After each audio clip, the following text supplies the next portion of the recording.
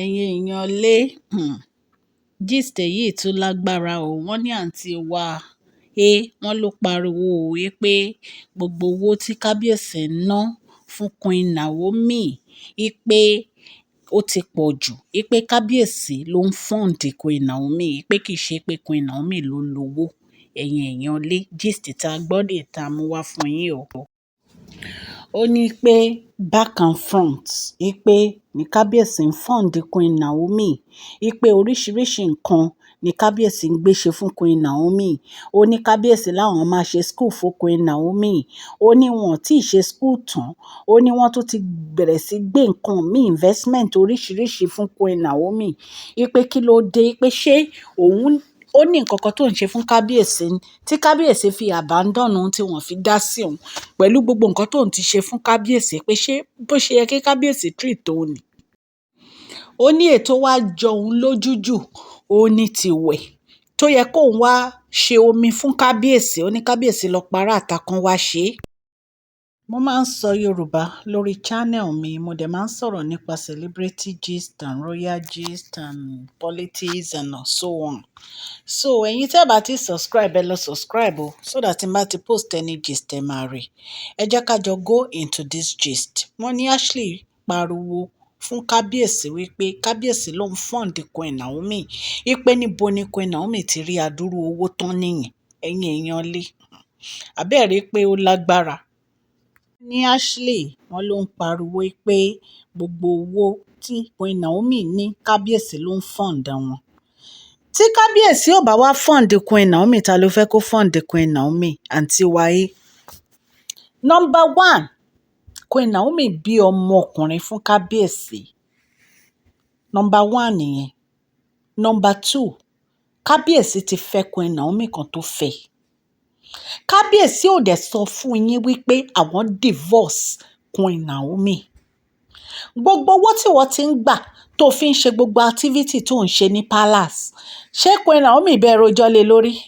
Gbogbo ọlọ́ṣun festival tó ń ṣe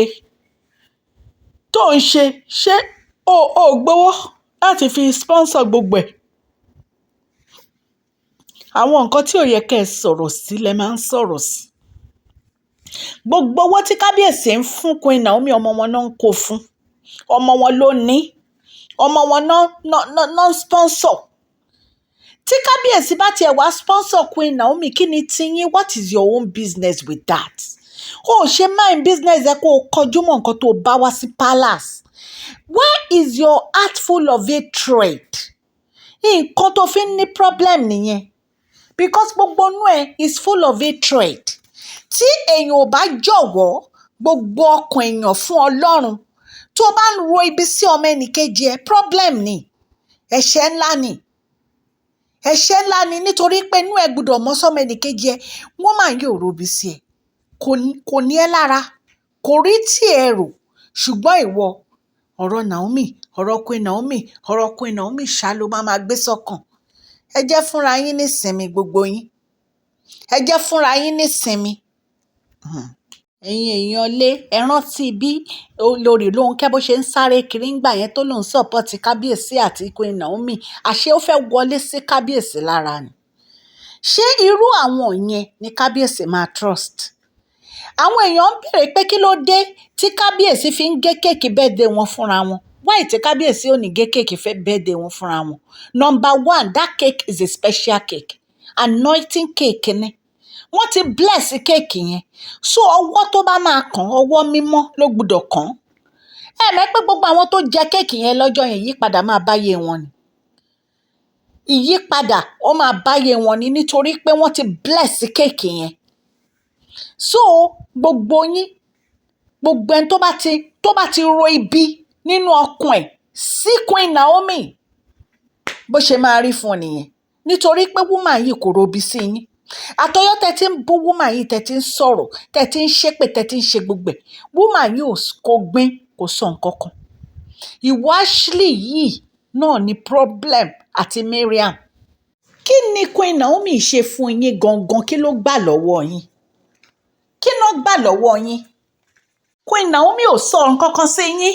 Ẹ wá sínú palace, ẹ wá gbọ́kọ èèyàn. kò bá yín jà sí kò bá yín sọ nǹkan kan ó fi palace sílẹ̀ fún yín ó move on pẹ̀lú live ẹ̀ ní fọkànbalẹ̀ ní fọkànbalẹ̀ ọ̀rọ̀ Queen Naomi ṣáà ni ìwọ wá lanu ìwọ ní pé gbogbo owó tí kábíyèsí ń fún Queen Naomi kábíyèsí ló ní gbogbo ẹ̀ so ta ló sọ fún ẹ pé Queen Naomi ò lówó ta ló sọ bẹ́ẹ̀ fún ẹ tí kábíyèsí bá tiẹ̀ wá fún Queen Naomi lówó what is your own problem with that ìwọ ò ṣe fèsì kábíyèsí á máa ṣàṣedànù ẹ mọye ìgbà tẹ́ ẹ ti parọ́ fún kábíyèsí pé ẹ lóyún tó jẹ́ pé ìwọ Mariam gbogbo yín ẹ máa lẹ lóyún ẹ máa the only person tí ò parọ́ oyún ni Tèmítọ́pẹ́ àtolórí Elizabeth ṣùgbọ́n ẹ̀yin tó kù báyìí irú oyún lẹ̀ ń pa irú oyún lẹ̀ ń pa so kábíyèsí á wá lajú wọn sílẹ̀ wọn á jẹ́ kẹ́ ẹ kó bá wọn ẹ rò pé kábíyèsí ò gbọ́n ni kábíyèsí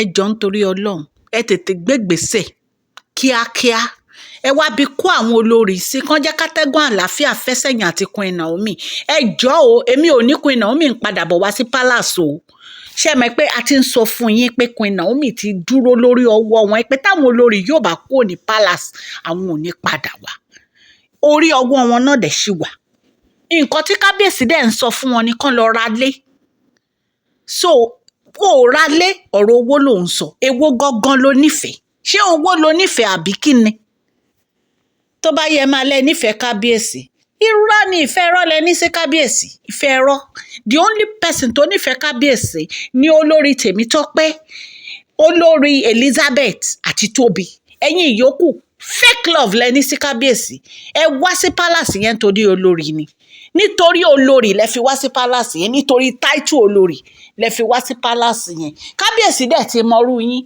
ìtorí ẹ̀ ní kábíyèsí ti fi sọ fún yín pé kẹ́ ẹ jókòó sílé yín kò sórun mọ́ kò sí nǹkan kan mọ́ ẹ máa gbé táìtù yẹn kiri ẹ máa gbé táìtù yẹn kiri táìtù yẹn náà ti yó yín ẹ̀yin èèyàn lé gist tèmi ta ní ká mú wá fún yín nìyẹn o etí tó ń gbọ́ mi kò ní di o ọwọ́ tẹ fi ń tẹ subscribe like ọwọ́ yẹn ò ní kan ìsàlẹ̀ àpò òkè òkè lọ́lá yín á máa lọ please share this video like and subscribe God bless.